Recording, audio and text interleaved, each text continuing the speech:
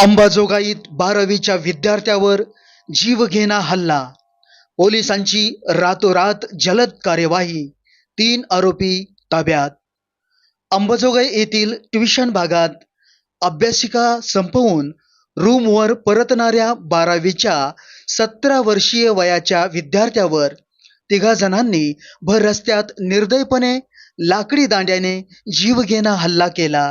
या हल्ल्यात गंभीर जखमी झालेल्या आशिष विनोद माने याच्यावर लातूर येथील रुग्णालयात उपचार सुरू असून त्याची प्रकृती चिंताजनक असल्याचे डॉक्टरांनी सांगितले आहे.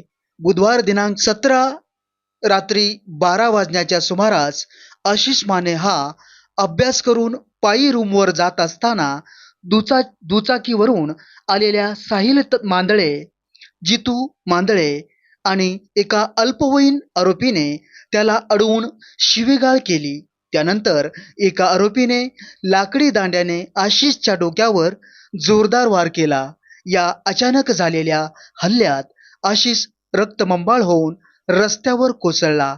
हल्लेखोर घटनास्थळापासून पसार झाल्यानंतर जखमी अवस्थेतील आशिषने मदतीसाठी आलेल्या व्यक्तीला मोबाईलचा पासवर्ड सांगितला आणि बेशुद्ध झाला. संबंधित व्यक्तीने तात्काळ त्याच्या कुटुंबियांना संपर्क साधून आशिषला रुग्णालयात दाखल केले.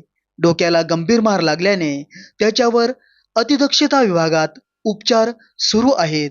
घटनेचे गांभीर्य लक्षात घेऊन पोलीस निरीक्षक शरद जोगदंड यांच्या मार्गदर्शनाखाली विशेष पथकाने शोध मोहीम राबवत 3 आरोपींना रातोरात काही तासातच ताब्यात घेतले. यामध्ये साहिल मांदळे, जितू मांदळे आणि एका अल्पवयीन आरोपीचा समावेश आहे. दोन्ही प्रौढ आरोपींना न्यायालयासमोर हजर करण्यात येणार आहे. या प्रकरणी अंबाजोगाई शहर पोलीस ठाण्यात गुन्हा दाखल असून पुढील तपास वशिष्ठ कागणे करत आहेत. न्यूज लोकमतसाठी संजय जोगदंड, अंबाजोगाई.